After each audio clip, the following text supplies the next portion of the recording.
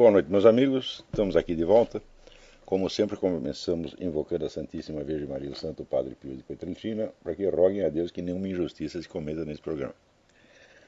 Por falar em injustiça, eu tenho a impressão que no programa passado eu cometi injustiça ao falar um negócio do Otto Maria Carpo, onde eu achei lindo, maravilhoso que se produzissem N edições piratas da história da literatura, pensando só no efeito multiplicador da coisa. Mas daí o meu amigo Zé Mário Pereira me escreveu do Rio de Janeiro, ele é o editor da Top Books, explicando que a coisa não foi bem assim, que essa editora particular, ela copiou, não é que ela publicou o texto da história da literatura, ela publicou a edição do Senado com todas as suas introduções, com toda a sua formatação gráfica, etc, etc. Ora, não há direitos autorais sobre o texto da história da literatura ocidental porque o Carpo não deixou herdeiros, nem parentes. Nós, na época, procuramos tudo quanto é lugar do mundo, não tinha ninguém. Mas aquela edição, com aquela formatação, com aquelas introduções, aquelas notas, aquilo é propriedade do Senado Federal, propriedade pública, que foi então repassada indevidamente a uma editora particular. Então aí parece que houve realmente alguma treta e a coisa tem que ser investigada. Se o sujeito quer fazer uma edição da história da literatura, ele pode fazer, ele pega o texto da história da literatura, reproduz, mas pelo menos ele coloca lá a sua própria introdução, as suas próprias notas, quer dizer, faz uma edição própria. Não é simplesmente fotografar a edição do outro, que é a edição do Senado Federal, e passar adiante. Aí também já é sacanagem. Também, falando em Top Books, eu estou muito feliz por ter recebido aqui um recado do meu amigo Simão Pessoa, o autor do Manual do Canalha, né, dando ciência de que ele assistiu o meu programa e ficou muito contente, né, de ter sido lembrado. Mas ele, de fato, é um tipo inesquecível, né? Aliás, agora com essa mensagem eu fiquei sabendo que o Manual do Canalha não é uma obra isolada, é parte de uma trilogia que tem o Manual do Canalha, o Manual do Espada e o Manual do Garanhão. E o Simão disse que vai me enviar aqui os exemplares e assim que eu receber, eu repassarei a vocês algumas informações sobre estas obras que são de fato, vamos dizer, uma exibição de talento incomum, um talento humorístico incomum do Simão Pessoa. Também uma notícia boa aqui é que a editora eclesiae.com.br está lançando mais um livro livro esquecido que eu desenterrei das sombras do passado e divulguei, que é o livro do Monsenhor de Ségur, O Inferno, se existe, o que é, como evitá-lo, que é uma obra-prima esquecida do século XIX. Né? É um livro absolutamente indispensável para todos os cristãos, mesmo não católicos. Né? Então, foi a tradução do Diogo Chiuso, que amanhã, quinta-feira, às 20 horas, fará uma palestra de apresentação do livro através do site www.eclesiae.com.br. Então, parabéns à editora Eclésia e ao Diogo Chiuso por esta iniciativa. Muito bem. Eu, que nunca sei que dia é hoje, né? E diz que no exército americano, para saber se o sujeito é louco, o primeiro teste que fazem é perguntar que dia é hoje. Eu já não passaria na primeira, né? Então, eu tenho muito boa orientação espacial, não me perco no espaço de jeito nenhum. Mas no tempo, né? As pessoas me perguntam, quando aconteceu tal coisa? Eu digo, olha, foi assim, entre os 12 e os 43 anos, mais ou menos, né? Então,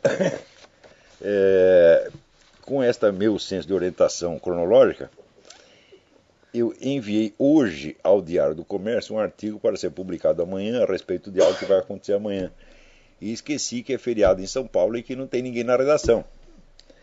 Então, né, o artigo já começa com a expressão hoje, papapá. Então, não vai ter hoje coisa nenhuma.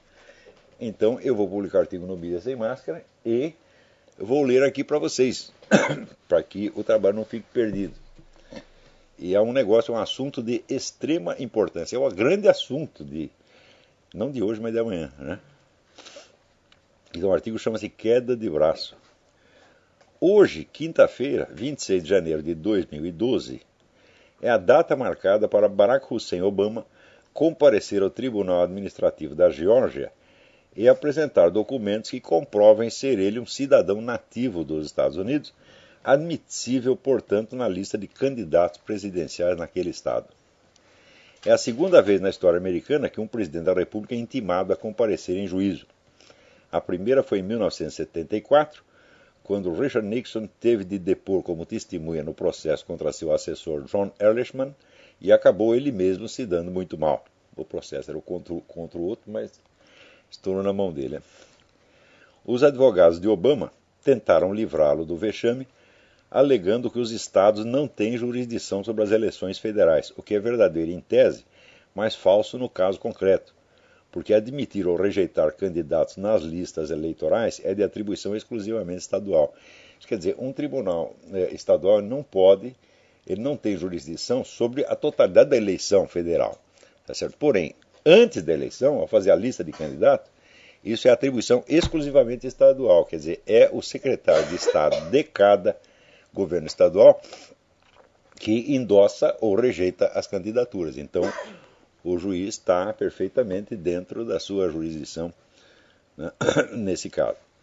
Argumentaram também que comparecer à audiência iria tomar o tempo precioso de um presidente ocupadíssimo, o que chega a ser cômico, pois entre todos os presidentes americanos, Obama tem sido o recordista absoluto de férias, viagens de turismo pagas com dinheiro público, festas milionárias e longas temporadas de golfe, tendo merecido os apelidos de turista em chefe e golfista em chefe. Ele acabou de tirar 17 dias que custaram aos cofres públicos 6 milhões de dólares. Qualquer que seja o caso, o juiz Michael Mallory rejeitou o pedido de dispensa e intimou Obama a comparecer de qualquer modo. Muito provavelmente Obama não irá, e não irá pelos seguintes motivos. Primeiro, ele não tem nenhuma prova de que é cidadão nativo, condição sine qua non para ser admitido como candidato presidencial segundo a Constituição americana. Pelo menos desde uma sentença de 1875, a Suprema Corte define como cidadão nativo o indivíduo nascido de pais, no plural, americanos, em território americano. A definição foi confirmada por uma decisão unânime do Senado, subscrita pelo próprio Obama em 2008. Quer dizer, quando estavam julgando, levantaram a questão da nacionalidade do John McCain. Então, para investigar se o John McCain era ou não cidadão nativo, o Senado usou exatamente este critério. Quer dizer, o sujeito tem que ser nascido de pais americanos, pai e mãe americanos, em território americano. Daí, como o John McCain havia nascido numa base militar americana no Panamá, base militar americana, evidentemente território americano, e de pai e mãe americano, então acabou o problema. Também recentemente surgiu uma dúvida com relação ao Rick Santorum. Tá certo? O Rick Santorum nasceu nos Estados Unidos, o pai dele nasceu no México, mas era naturalizado americano. Então o pai dele era cidadão americano e a mãe também era cidadã americana. Este critério foi usado então pelo Senado para julgar o caso John McCain. E todo mundo assinou embaixo. O John McCain é cidadão nativo porque ele nasceu em território americano de pai e mãe americana. Assinado Barack Obama. Entre outros senadores.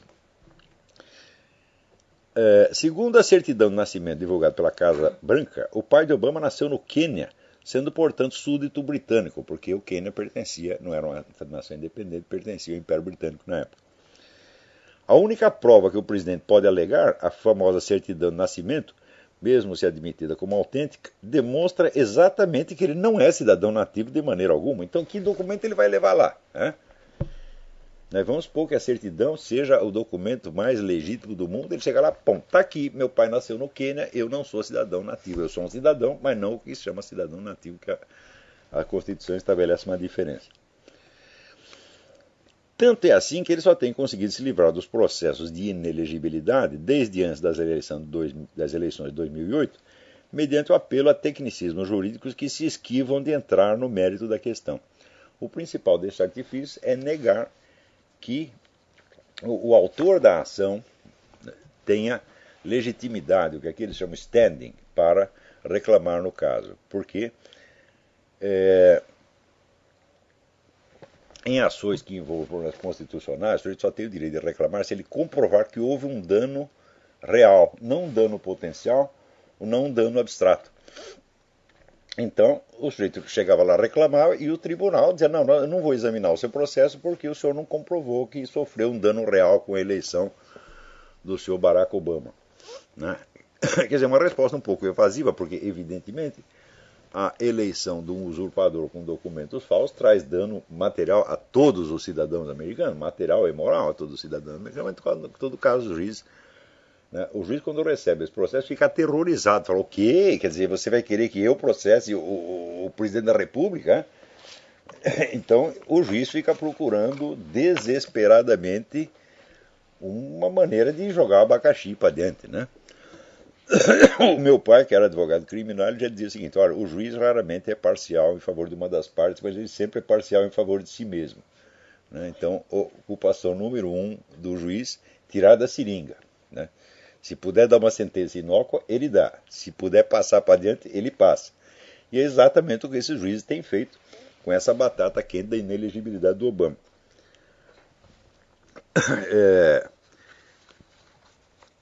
Agora, houve uns casos em que falhou, o negócio falhou porque os caras que apresentaram a petição tinham sido candidatos, então eles podem afirmar que levaram prejuízo. Né?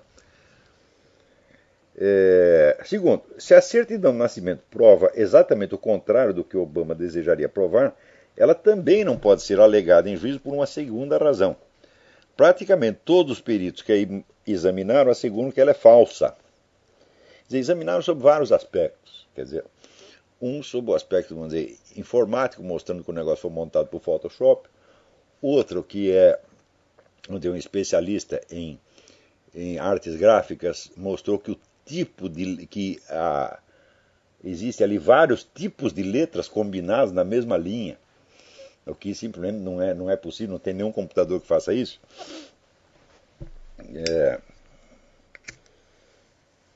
Não havia nenhuma máquina de computador, não existe nenhuma máquina de escrever que fizesse isso naquela época.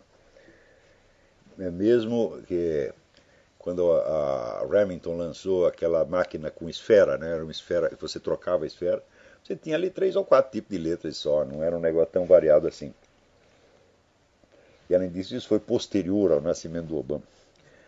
Os indícios de forjicação são tantos e tão patentes que tudo o que os acusadores de Obama mais desejam no mundo é que ele apresente esse documento no tribunal, transformando um processo administrativo de inelegibilidade num processo crime por fraude documental, forgery, que será certamente o maior escândalo político da história americana. Terceiro, não comparecendo, Obama pode ganhar tempo, esperando que o juiz Mallory repasse o processo a uma instância superior e esticando a embromação até as eleições de novembro. Mas há algum risco de que o próprio Tribunal da Geórgia, tendo em vista a ausência de provas de elegibilidade, suprima o nome de Obama da lista de candidatos, tirando-lhe milhões de votos e dando-lhe um exemplo que poderá ser seguido em outros estados. Isso é a batata, quer dizer, se a candidatura dele foi impugnada na Geórgia, ele não se elege de maneira alguma.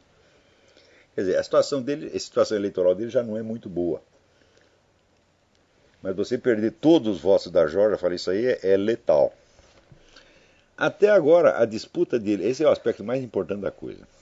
Até agora, a disputa de elegibilidade tem sido uma queda de braço entre a letra da lei e a dificuldade política, alguns diriam impossibilidade absoluta, de aplicá-la contra a força maciça de um presidente que tem a seu favor a totalidade da grande mídia, o aparato repressivo do Estado e uma vasta militância alimentada por financiamento bilionário incomparavelmente superior aos de seus adversários.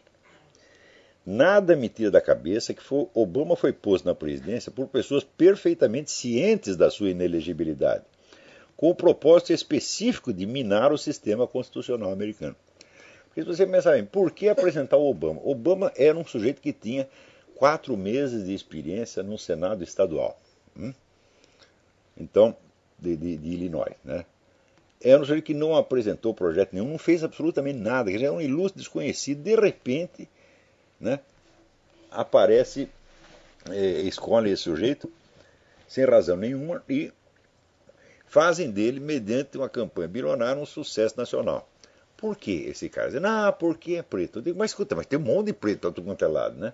Precisa ser logo esse. Quer dizer, tem tanto camarada com currículo, com uma folha de realizações impressionante, tanto no Partido Republicano quanto no Partido Democrata. Por que tinha que ser logo essa nulidade, que é um sujeito que não tem documento, cuja história é toda misteriosa, né, porque não é só a certidão de nascimento que não apareceu, é praticamente todos os documentos dele, que tem uma história esquisita do negócio de como que ele viajou para o Paquistão na época em que era proibida a entrada de americanos no Paquistão, quer dizer, com que raio de passaporte ele entrou lá, porque se ele tinha um passaporte de outro país, então ele tem dupla nacionalidade, o que o tornaria ainda mais inelegível. Então é um monte de história complicada. O sujeito é um mistério total. Então por que escolher logo esse? Eu digo só por inocência, quer dizer, eles não perceberam que tinha esse problema. Eu falo, não é possível. Eu acho que foi tudo um negócio calculado. Olha, nós vamos aqui fazer realmente uma queda de braço, nós vamos provar que o nosso aparato de propaganda, quer dizer, grande mídia, vence a Constituição americana, que nós temos mais força do que a Constituição e a letra da lei. Se nós conseguirmos isso, o sistema já está quebrado.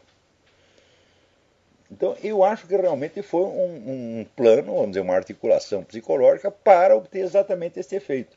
Isso quer dizer que se amanhã ou depois, vamos dizer, algum tribunal provar, algum tribunal aceitar a prova de que o Obama é inelegível e até de que ele falsificou a certidão de nascimento, melhor ainda para esses caras que eles provaram, olha, nossa vontade prevalece sobre a Constituição, sobre a vontade do povo, sobre as leis, etc, etc. Quem manda essa coisa somos nós.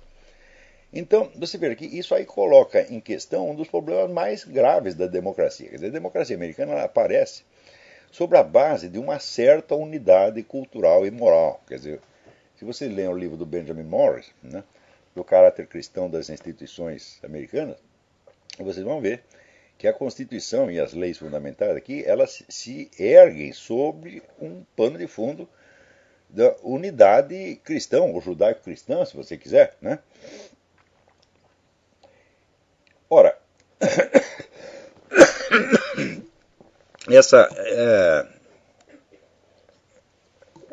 tão logo essa coesão cultural é rompida, a democracia começa a funcionar ao contrário. Quer dizer, por exemplo, se você usa os preceitos da democracia para defender o seu direito de implantar a Sharia nos Estados Unidos, você está usando a democracia como instrumento para acabar com ela. Porque na Sharia, por exemplo, todas as outras religiões são proibidas.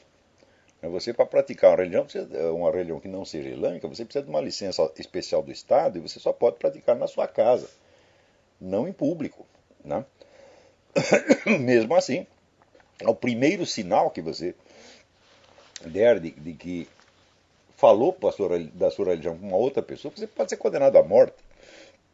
Outra coisa, numa democracia você pode entrar e sair de quantas religiões você quiser. Isso até virou palhaçada no filme do Woody Allen, né? Que ele experimentava lá o Hare Krishna, o Rajneesh, né? Tudo para achar uma religião sob medida para a pessoa dele, né? Então, agora, no Islã, se você sai do Islã, se você abandona o Islã, você é um apóstata e você é condenado à morte. Aliás, esse é um dos aspectos fundamentais que me levam a acreditar que toda a existência política de Barack Obama é uma farsa, porque ele foi criado numa família islâmica, né? E, portanto, era muçulmano quando criança, e ele agora diz que é cristão, então ele é um apóstata, e se os muçulmanos o levassem a sério, então o condenariam à morte. Por que não o condenam à morte? É porque tem alguma coisa escondida aí. Porque alguém chegou, não, esse cara é nosso, ou é muçulmano mesmo, ou é nosso aliado, então não é para mexer nele. Né? Então isso aí já é a prova de que toda a existência política de Barack Obama é uma farsa. Né?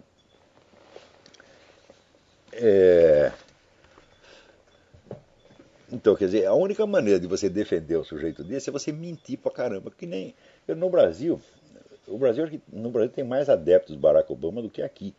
E os obamistas brasileiros são mais fanáticos do que os daqui.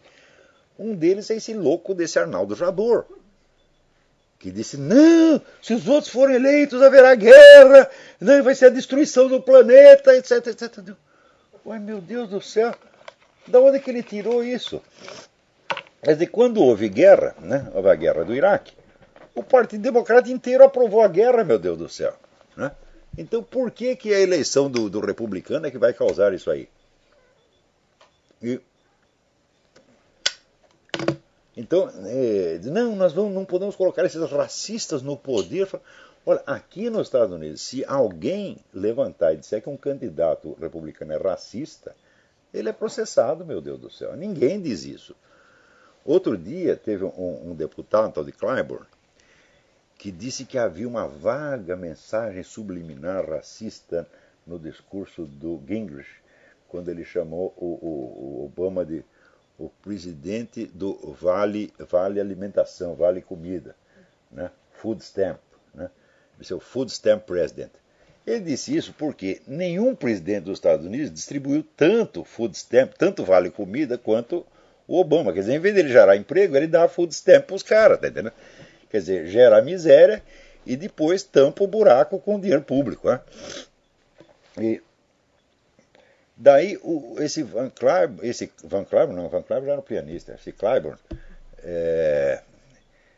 disse, não, isso aí tem uma vaga mensagem racista, mas eu jamais diria que o Newt Gingrich é racista. Ele já tentou imediatamente, já tirou da seringa, falou, não insinuei que ele é racista, insinuei que isso pode soar vagamente como mensagem racista, essa é outra coisa.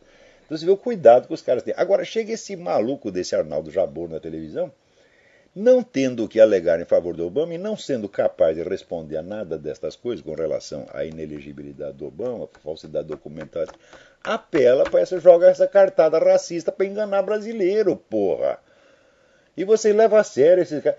Tem até Milico, que repassa artigo do Arnaldo Jabor, todo entusiasmado. Você não entende que o Arnaldo Jabor saiu da esquerda brasileira só para entrar na americana, né? Como, aliás, a totalidade desse pessoal, né, tucano, faz. Quer dizer, o sujeito se afasta da esquerda brasileira, porque é o PT, só por uma questão de que eles acham que é uma vulgaridade, eles entram numa esquerda mais elegante. Mais elegante quer dizer que tem mais dinheiro. Né? Agora, tudo que a esquerda brasileira faz é inventado pela esquerda americana. Então o que você fez? Você saiu da filial para entrar na matriz. E é isso que fez esse Arnaldo Jabor. Então, bom, posso estar errado, mas a hipótese de que ninguém tenha reparado nas consequências legais da nacionalidade estrangeira de Obama pai é demasiado louca para ser verdade. Tanta inocência assim não existe no planeta Terra. Qualquer que seja o resultado de hoje, a dupla questão da elegibilidade e da falsidade documental continuará sendo investigada na comissão nomeada pelo xerife do condado de Maricopa, Arizona, Joe Arpaio, a pedido de eleitores da região. O próprio Arpaio foi intimado a depor no tribunal da Geórgia, mas já anunciou que não tem nada a dizer antes do término das investigações marcado para fevereiro. Tão logo noticiado o início dos trabalhos da comissão, o governo federal, quer dizer, foi o Ministério da Justiça, o Eric Holden, né? Reagiu ameaçando abrir um inquérito contra Arpaio por suposta discriminação contra hispânicos. Mas, solicitado a apresentar provas, recusou-se a fazê-lo e depois começou a amolecer buscando um diálogo com o xerife. Quer dizer, já está na cara que é treta. Primeiro disse, não, vamos processar. Daí o xerife falou, bom, tá bom, então me mostra as provas para eu poder fazer minha defesa. Eles não mostraram prova, coisa nenhuma. Daí já veio a conversa, não, nós queremos primeiro dialogar com o xerife, etc, etc. Então eu vou lá oferecer algum para o xerife calar a boca e tal, né? Então, além disso, esse cara do Departamento de Justiça, esse Roda, é o responsável pela operação Fast and Furious, aquela que entregou armas na casa do narcotraficante, alegando que era para obter informações sobre um outro traficante. Nos Estados Unidos é comum você fazer isso, você oferecer a um bandido, né, alguma vantagem para ele delatar outro bandido, mas não dar arma na mão dele, meu Deus do céu. O que oferece uma redução de pena, uma coisa assim. Né? Agora, não, você denunciou, nós damos aí um exército na sua mão. O que é isso, pô? E os caras não só fizeram isso, como eles ainda perderam. Eles não conseguiam mais rastrear as armas. Né? Não sabiam onde as armas tinham ido parar. Quer dizer, esse Holden tinha que estar na cadeia, porra. E é esse cara que está aí ameaçando o juiz Arpaio. Evidentemente eles estão com o cu na mão, pode dizer a verdade, né? Porque essa questão da falsidade documental não tem resposta. E a questão da inelegibilidade também não tem resposta. Então, o único jeito é fazer uma campanha política, é xingar, é atemorizar os caras, tá entendendo? Apelar para chacota, fazer de conta que se faz de superior, esses são os loucos. Tá? Quer dizer, é aquele negócio do sorriso amarelo, né? Então, quer dizer, Talleyrand já dizia que a arte da diplomacia você tem que aprender a levar um chute no cu e continuar sorrindo. É o que eles estão fazendo, né? Fazendo superior, né? Justamente porque estão aterrorizados. Então, peraí, tem alguém na linha aí. Alô? Diga. Aqui fala o doutor Lucas, de São Paulo. Eu falo doutor porque, como aqui agora no Brasil todo mundo chama de doutor, não me deu direito. Eu também sou doutor, então. Agora todo mundo, o Tiririca é doutor, Lula é doutor, Dilma é doutor, por que nós não, né? Tem razão, vamos embora. Olavo, você me perdoa se for irrelevante frente aos fatos que você está colocando aí. Eu até queria deixar o aspecto político da coisa de lado, porque eu estava conversando com um amigo essa semana e ele falou uma coisa que realmente eu notei e estava puxando na memória, até em uns vídeos aqui, e eu comecei a notar isso. O último republicano, ou um candidato que tinha um carisma ou uma boa comunicação, foi o Ronald Reagan, na constatação que nós fizemos aqui. Sim, é verdade. Uma frase antiga, como tem uma frase antiga, você me perdoa, eu não lembro quem é autor da frase, mas diz que quem não comunica bem não pode governar. E até outro dia eu li um artigo seu falando sobre a falta de construção de pensamentos, de oralidade das pessoas e tal. Eu estava realmente pensando se não é por isso o motivo de algum enfraquecimento republicano, entendeu? Olha, esse enfraquecimento republicano é proposital. Isso é coisa montada pelo CFR. Tem esse órgão que chama Council on Foreign Relations, que é um think tank montado pelos Rockefeller, que informalmente é o Vaticano da política americana. Quer dizer, quem não é aprovado pelo CFR simplesmente não entra na política. Se entrou, sai rápido. Tá certo? Então, raríssimos presidentes americanos não eram membros do CFR. Então, o que o CFR faz? Ele tenta manter os partidos, vamos dizer, num nível de competição muito brando. Tá, onde ninguém fala mal de ninguém, é tudo assim, pó de arroz, é troca de afago, tá entendendo? E não se pode discutir nenhuma questão substantiva. Como é que essa questão dos documentos do Obama não foi levantada durante a campanha? Porque o CFR não deixou, pô. Chegou lá pro João Marquinhos e falou, João Marquinhos, tu fica quietinho aí, né? Ele, quer dizer, engole, né? Aceita a piroca e fica quieto e agradece, hein? E é assim o negócio. Então, agora, por exemplo, o pessoal está louco por causa dessa ascensão do Newt Gingrich. O Newt Gingrich, que não é um candidato bom, ele não é o candidato ideal, ele está cheio de buracos aí, mas ele é um conservativo, de fato. Tá, então, o establishment do Partido Republicano já está aterrorizado, porque eles contavam com o Romney. O Romney é tão conservativo quanto o Obama. A única coisa que ele quer conservar é a sua fama, a sua boa figura, né? Mas ele sempre votou tudo quanto era causa democrata. Né? Então, quando o Romney caiu e começou a subir o Gingrich, eles ficaram apavorados. Eles não querem o Gingrich, eles querem o que eles chamam aqui um rhino, a Republican in name only. Né? Eles querem mais um desse, como o John McCain, tá entendendo? Ou como o Romney. Então, os próximos meses vão ser uma dureza para o Gingrich. Né? Eu acho que o Gingrich, já achava antes, o Gingrich é o menos ruim dos candidatos. Né?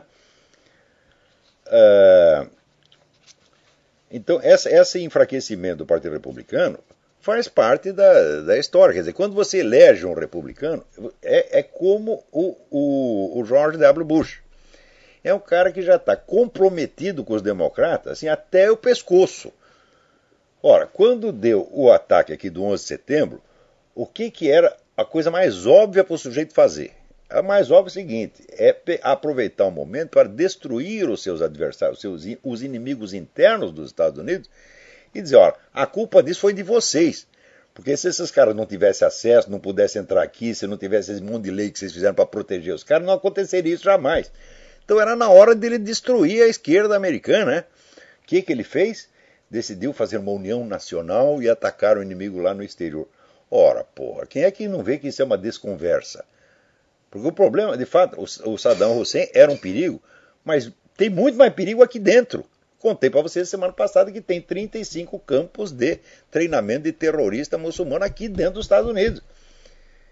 Além disso, tudo quanto é cidade e estado aqui está votando lei para favorecer a implantação da Sharia, meu Deus do céu. Isso é muito mais perigoso do que derrubar as Torres Gêmeas. O George Bush fez de conta que não sabia de nada disso. Ele disse, vamos aqui unir o país, a direita e a esquerda, todo mundo lá para combater o Saddam Hussein. Os democratas fizeram de conta que estavam juntos e 3 semanas depois começaram a dar punhalado nas costas do cara. Quer dizer, a derrota do George Bush, a desmoralização do George Bush foi culpa dele mesmo, ele aceitou isso. E note bem, se o cara não aceita uma coisa dessa, ele arruma uma briga com o CFR, meu Deus do céu. E para brigar com o CFR não é qualquer um. Agora, tem aí o Ron Paul que finge que está brigando com o CFR, com o Federal Reserve, etc, etc. Mas veja você, o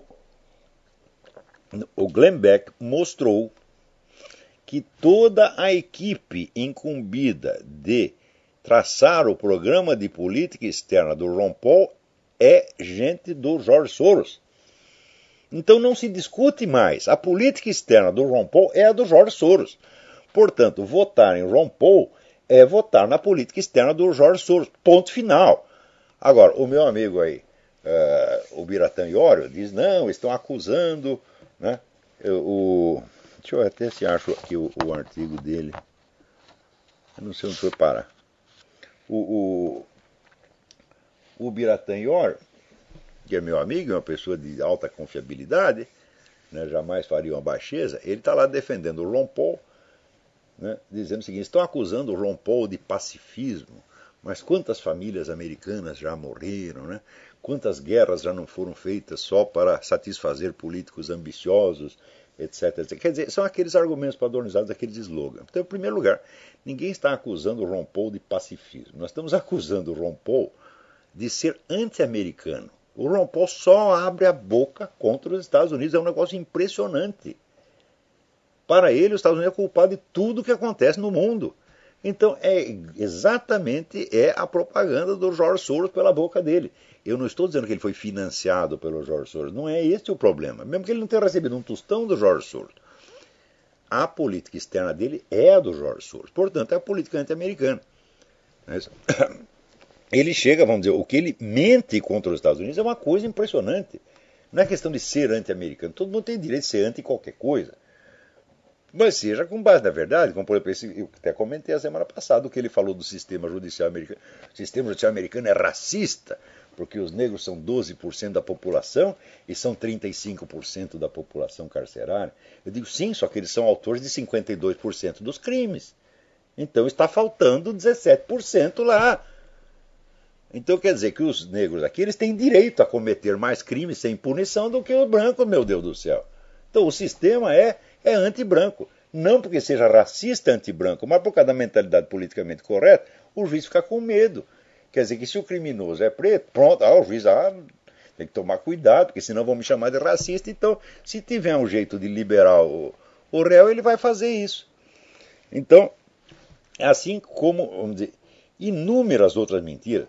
Por exemplo, quando o pessoal fala, fizeram guerras para atender a políticos ambiciosos, etc. De político ambicioso, o George Bush.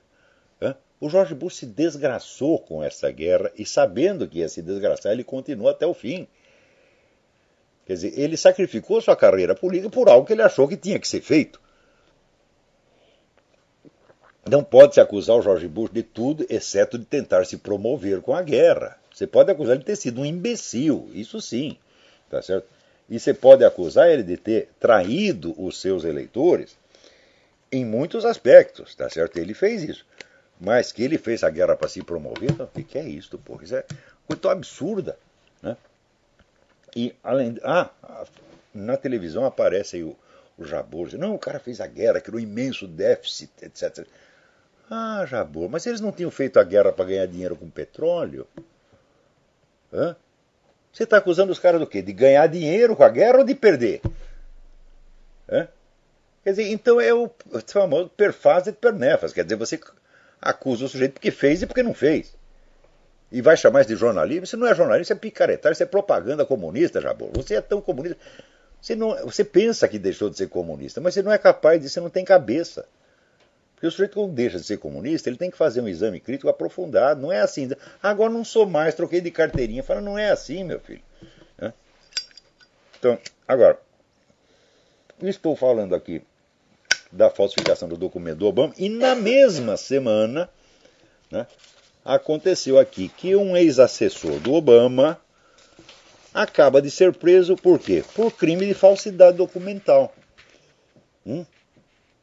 Isso quer dizer que o Obama, na sua equipe, pelo menos em 2008, tal, tinha gente capacitada para falsificar documento. Está aqui, o senhor Zachary Edwards foi preso na sexta-feira por tentar falsificar a assinatura do secretário de Estado do estado de Iowa, Matt Schultz. Está lá na cadeia o cara. Agora, foi só essa assinatura que ele falsificou, não falsificou mais nada, não. E você veja, o presidente está sob suspeita de ter apresentado documento falso. E na mesma semana é preso um assessor dele por falsificação de documento. Pô, quer dizer, o negócio está começando a dar muita bandeira. Peraí, tem alguém na linha. Alô, quem é? Alô, professor? Sim. Me ouvindo, professor? Perfeitamente. Eu sou também doutor, sou o doutor Felipe aqui de Porto Alegre. Ele que é o doutor Olavo. Tudo bem? Todo mundo é doutor nesta merda. Professor, saindo um pouco do assunto Obama aí, porque eu acho que isso aí só vai ser resolvido daqui a 50 anos. Eles vão dar um jeito de jogar para baixo do tapete agora. Eu queria falar um assunto que saiu há 2 programas atrás, que o senhor falou o seguinte, que a revolução é feita pelos bandidos e pelas putas. Isso. Eu já digo diferente, que a revolução aqui no Brasil está sendo feita pelos liberais. Ah, é verdade. Eles facilitam tanta coisa, né? Eles assim, você dá um pouquinho de liberdade econômica para eles, eles concordam com todo o resto, concordam com o abortismo, com o casamento gay, com cotas raciais, com tudo. Você tem razão. Eles são os melhores militantes que a esquerda pode ter, porque eles levantam todas as bandeiras da esquerda e não pedem um cargo. Exatamente, e faz de graça, Põe dinheiro do próprio bolso para isso. Eu só não sei se é consciente ou inconsciente, mas todos os liberais aqui são abortistas, são anti-religião. Eles não são ateus, eles são neo-ateístas militantes. Exatamente. Então, todos eles querem pegar os religiosos, jogar para dentro dos templos e botar fogo lá. Não, exatamente. Então é o programa do Georg Lukács, o programa da escola de Frankfurt. Eles são os primeiros que se apresentam. Porque, vamos dizer, é tudo um bando de cagão que tem medo de um esquerdista olhar feio para ele. Tem medo de ser chamado de fundamentalista. É o que falava o Jack Wheeler, o medo do mal olhado. Pessoal, você tem medo que alguém olhe feio para ele. Olha, quando o sujeito tem medo de apanhar ou de levar um tiro, eu entendo. Levar um tiro, pessoal, apanhar. Ter medo de apanhar eu já acho que é boiolice, porque apanhar, quando eu era moleque, a gente sempre brigava, um dia batia, outro dia apanhava, era uma coisa normal. Né? Hoje não, se dá um arranhão, chama as famílias, chama o juiz, então todo mundo foi criado já dentro dessa atmosfera de boiolice estabelecida. Né? Então eles ficam com medo de que falem mal deles. Né? Um dia eu cheguei lá no Topus, tinha um sujeito assinando uns livros, não era o Simão Pessoa, era um outro. Né?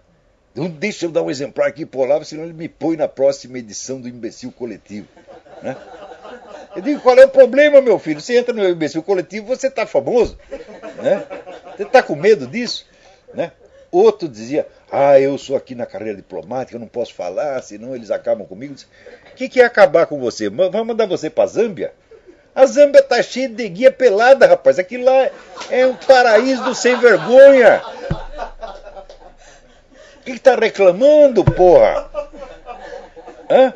Só para encerrar aqui, eu queria indicar um blog chamado Conexão Conservadora. Lá tem um podcast e tem uns programas bons que estão saindo sobre os 10 princípios conservadores, comentados aquelas traduções do padre Paulo Ricardo. Ah, como é que chama o site? Conexão Conservadora? conexãoconservadora.blogspot.com. Eu vou dar uma olhada lá. Obrigado pela dica. Tá certo então, valeu. Boa sorte aí.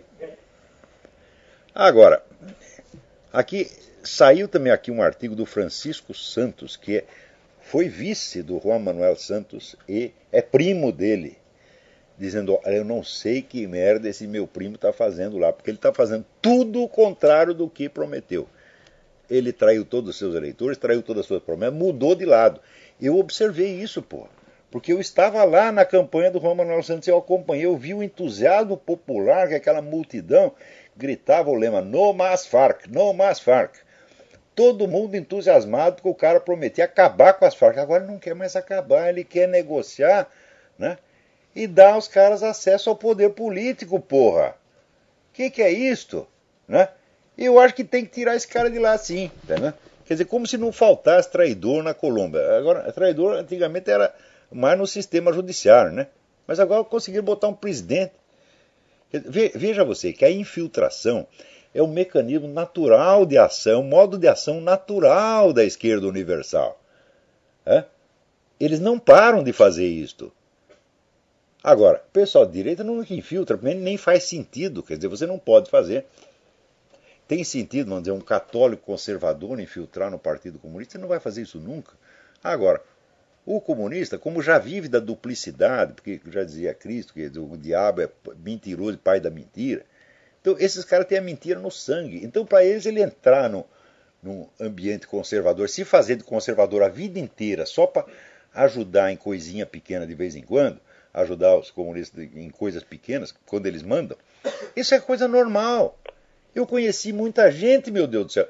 Eu não disse para você, na editora Abril, tinha lá uma célula comunista chefiada pelo Roger Carman, que era da diretoria da Abril, e que não dizia uma palavra em favor da esquerda. Nunca, era tudo encoberto. Então, isso era normal. E quando a gente via essas coisas, que a gente adorava essas pessoas, a gente tinha uma admiração incrível pelo cara que conseguia passar por conservador a vida inteira. É por isso que aqui a resposta que o Dom Lourenço deu a respeito do meu negócio, aquele negócio que eu falei da infiltração, né, do pessoal da Tarica do Chouon na igreja Sociedade São Pio X, do Monsenhor Lefebvre, essa resposta, eu espero que seja verdade, mas ela não é totalmente satisfatória, porque ele diz, não, eles nunca deram nenhum sinal de guenonismo, etc. Mas quem falou que é para dar sinal? Infiltração não é para você dar sinal de nada, porra. Você não infiltra um cara lá para ele ficar pregando coisa. Ao contrário, ele tem que parecer, né, mais conservador do que os conservadores. E de vez em quando o partido pega, quebra um galho aqui, coloca uma pessoa em tal cargo, né, me passa tal documento. É isto. Né?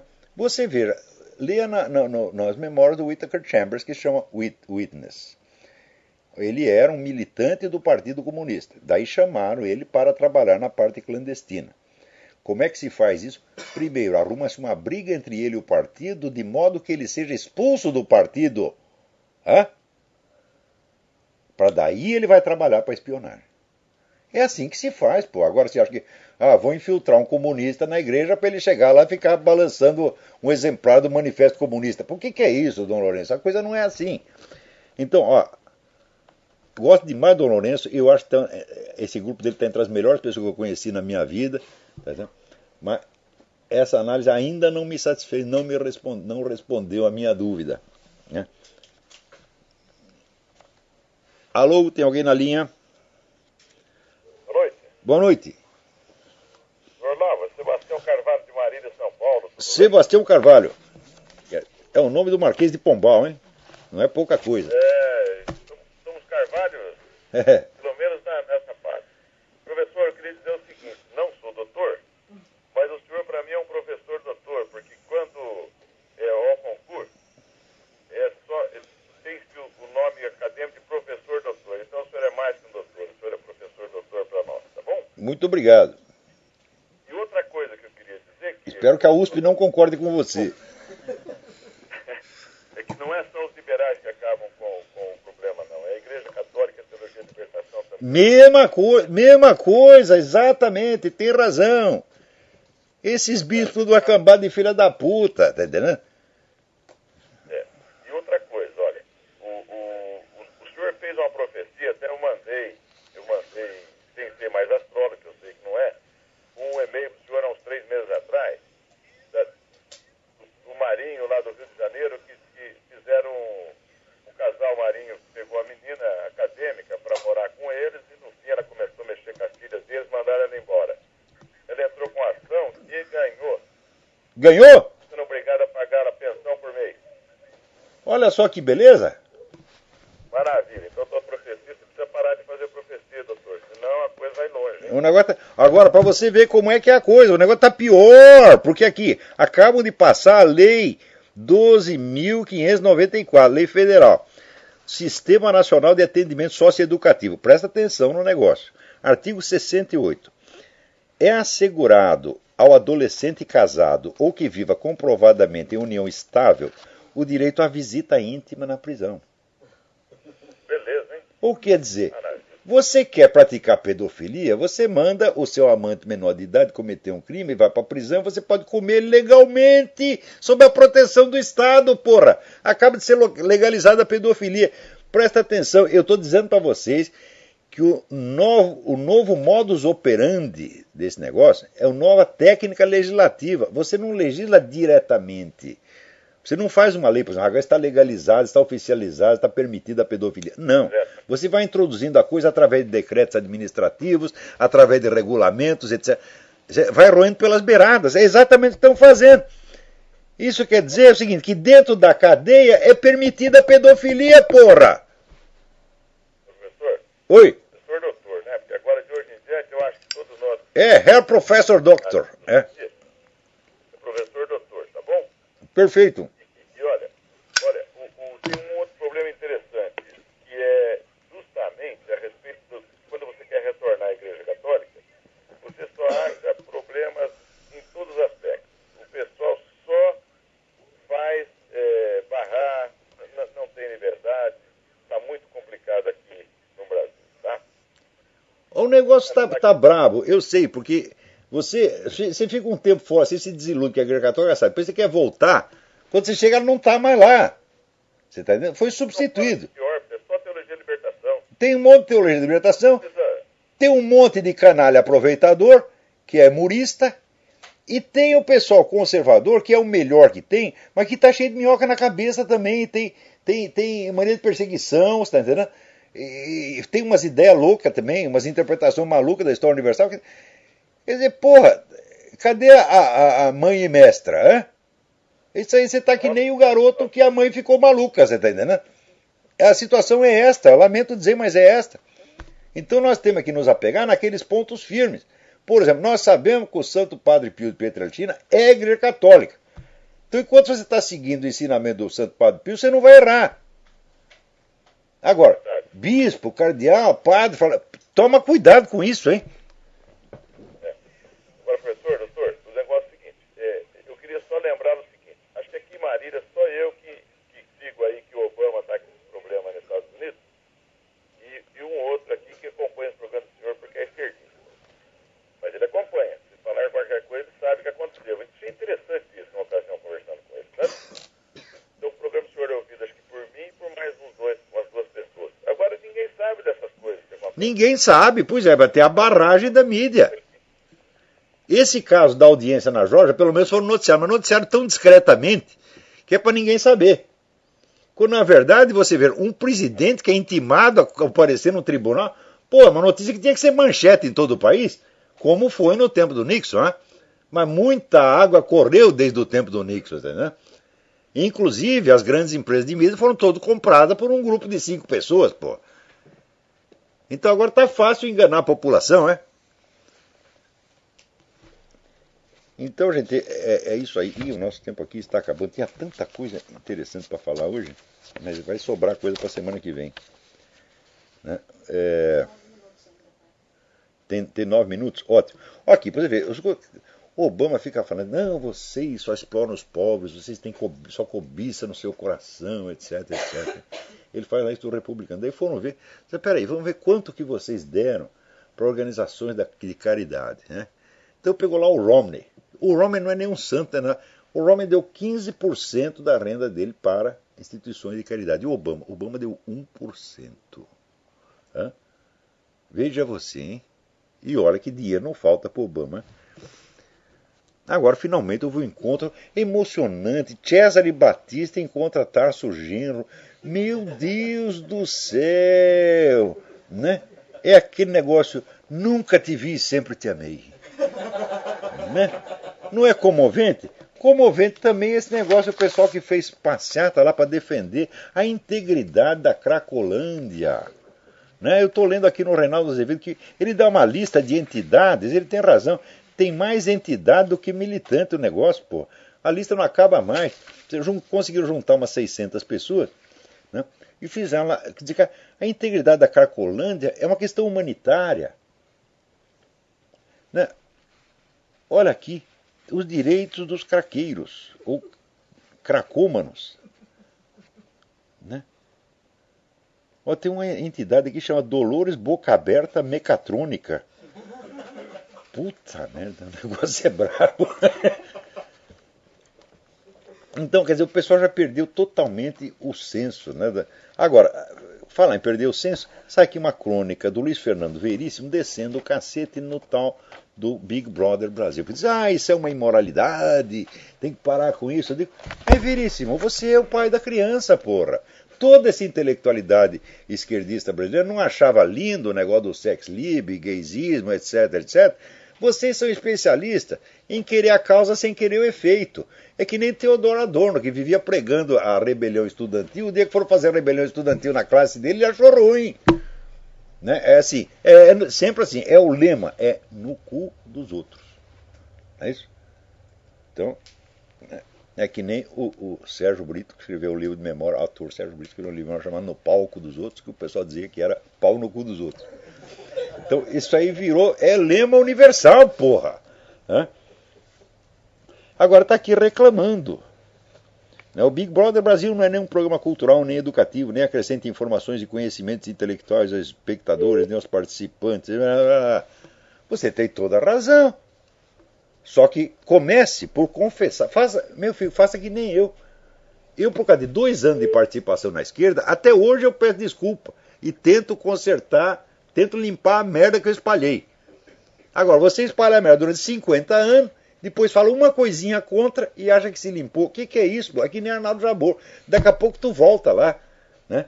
Quer dizer, esta aparência de que viu a luz, entendeu alguma coisa. Não, 3 dias depois já esqueceu tudo e volta tudo que era antes.